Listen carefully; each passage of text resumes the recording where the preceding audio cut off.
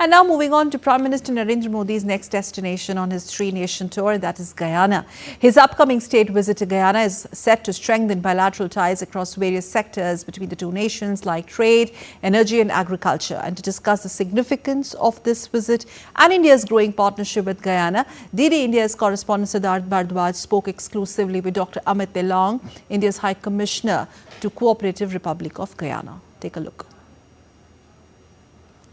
Prime Minister Narendra Modi is all set to embark on a historic state visit to Guyana. This will be the first visit by any Indian Prime Minister in almost 5 decades. To talk more on this, I have been joined by India's High Commissioner to Guyana, Dr. Amit Telang. It's an exciting moment for both India and Guyana. Incredibly pivotal moment for both the countries, isn't it? A visit at the prime ministerial level is happening after almost 5 decades, 56 years to be precise. And there's a lot of excitement, a lot of optimism and hope as to what this visit of Honorable Prime Minister Narendra Modi ji to Guyana would mean for the people in general. And I think that considering the kind of relationship that our two countries share, and especially the leaders, President Muhammad Irfan Ali and our Prime Minister, I am confident that we will have excellent results coming out of this visit. What do you have to say about diaspora's role, in bridging the gap between both the countries? The diaspora and the Indian community in general are looking forward to this visit because traditionally our two countries, they are very closely bound because of the culture, the common culture and traditions, and the fact that many of the Guyanese, they consider India still as their motherland because their ancestors came from India. And that connection, in fact, is still alive. They look at India, and especially in the recent years, considering the profile of Honorable Prime Minister Modi and what he has done, his global profile, everyone is excited that the global leader like Narendra Modi ji is visiting their country, and they have a lot of respect and admiration for India. I think it will be visible during the visit as well. Guyana is experiencing a significant transformation in terms of its economy thanks to its booming oil sector. Could you tell us about how this visit will strengthen the energy ties between India and Guyana? Since 2019, when the actual exploration and the oil extraction started in Guyana, today Guyana is one of the major producers of crude.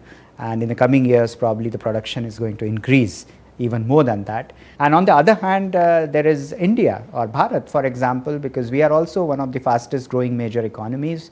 We are the major I would say in terms of development as well. We are experiencing a very fast growth and we have a lot of demand for oil. So we are among the major consumers of oil today.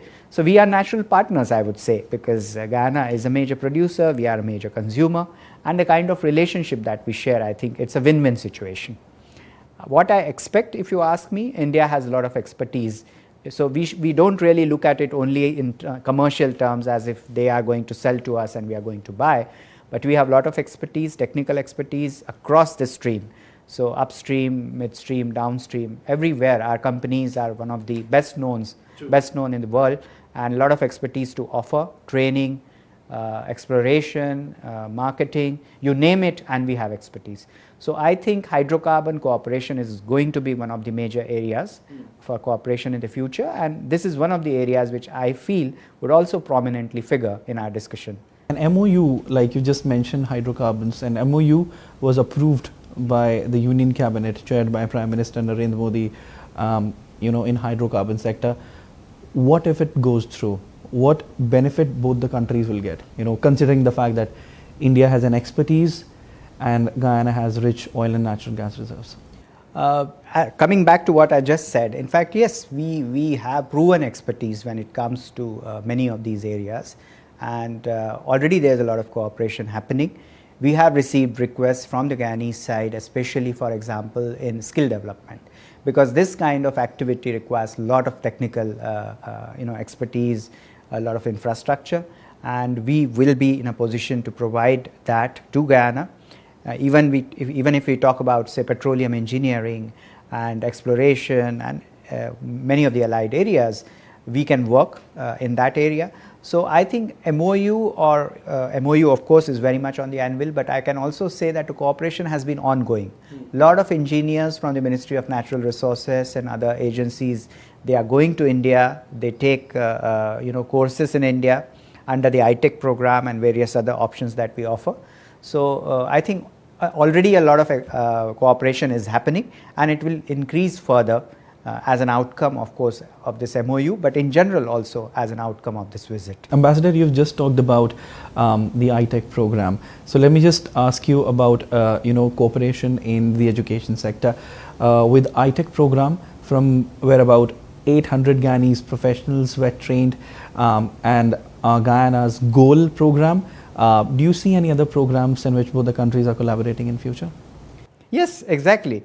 And we have, of course, the president. We have also the wife of the prime minister. She has been an ITEC alumni, and many other. So in fact, and something which I find very encouraging about President Ali, since you asked me, he also encourages many other young students and professionals that they should benefit from the ITEC program. He actively encourages them that if you have to choose for a program, I recommend you to go for a course to India, because not only are institutes, they are institutes of excellence and best known institutes all over, but the kind of inputs which are offered by our institutions. So when the alumni and the ITEC scholars, they return from India, they get a glimpse of India, and they go with a certain notion about their imagination as to how India would be. And invariably when I come back, I get a feedback that they are positively surprised to see what all India has achieved, and not only in terms of the course, but in general what India has achieved, and it's very inspiring to see that. Definitely, and speaks volumes about the fact that India has one of the best institutes in the entire world. Now, Ambassador, India's long-term vision in renewable energy and sustainable growth, seems like that both Guyana and India, they are supporting each other in their long-term energy goals. So how do you see programs like SHE, the initiatives like SHE? Yes, I would like to second you, because yes, renewable energy especially has been one of the important areas for cooperation. You mentioned about the SHE program, of course I'll come to it. But in terms of the cooperation as well, Guyana is a member of International Solar Alliance, so we are actively collaborating with Guyana. We have implemented many projects. We are working, in fact, some of the interesting things which happened with Guyana in the past as well. So one of the major projects which we implemented was the solar-based traffic signals in Guyana. Then we are also working on the solar power project at the Chedi Jagan International Airport. So many of these programs are very much indicative of the kind of cooperation that we have in the renewable energy sector. The SHE program which you mentioned, which is basically the solar home equipment, it was a phenomenal success, because under this program we had extended a line of credit, and more than 30,000 households benefited from this, and most of them are from the hinterland communities. So the Amerindian, the indigenous population, they benefited a lot. As you know, in Guyana, we have they have 10% of the population which is indigenous, or the original Amerindian tribes. Most of them, they live in the hinterland, and there is no power source there, no electricity. So for them, the solar energy is the source.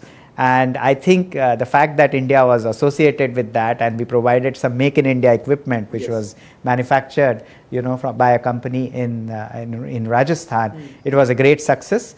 And after the 30,000 equipment, 30,000 households benefited from it, realizing the potential of this sector, the government of Guyana decided to order 6,000 more equipment on their own. So which shows that how effective this whole program and the project was. Definitely. And Ambassador, not just oil, Guyana at this current stage is, experiencing growth in sectors like healthcare, education, agriculture, infrastructure, and India's expertise in all these sectors is invaluable. So can you tell us about how India is already contributing to all these sectors, and what more we could expect? Some of the sectors that you mentioned, like agriculture, for example, we have again a very long-standing cooperation with them.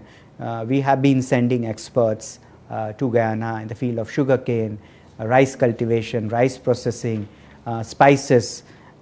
Most recent example of again a successful implementation of a project was we had supplied them with millet seeds, and earlier this year they got a bumper crop of millets. Really? And the president was very happy about it, because when he visited India last year in January 2023, he had discussion with Honorable Prime Minister, and it was suggested to him that millets are like superfood, and yes, so he was very much impressed, and after coming back he implemented this, and now Guyana in fact is looking at expanding it, and they are also planning to eventually also focus on other areas besides millets, soya bean, horticulture.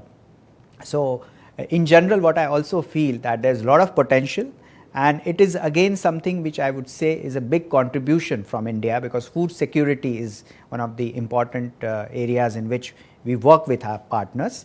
So agriculture and food security is indeed an area where India and Guyana can collaborate a lot. I would also extend it further, that not only Guyana but our cooperation with other CARICOM member states is also something which we are looking at in terms of what we can do in the field of agriculture and food security. Definitely. Ambassador, since you talked about food security and CARICOM, Guyana is already a breadbasket for CARICOM, the Caribbean nation, and it is planning to, cut down their food imports by 25% by 2025, and in fact India is helping them in doing that. Tell us something more about it. Yes, so again it is one of the areas which is identified by President Dr. Muhammad Irfan Ali as a priority area, and the program which you mentioned is part of his vision.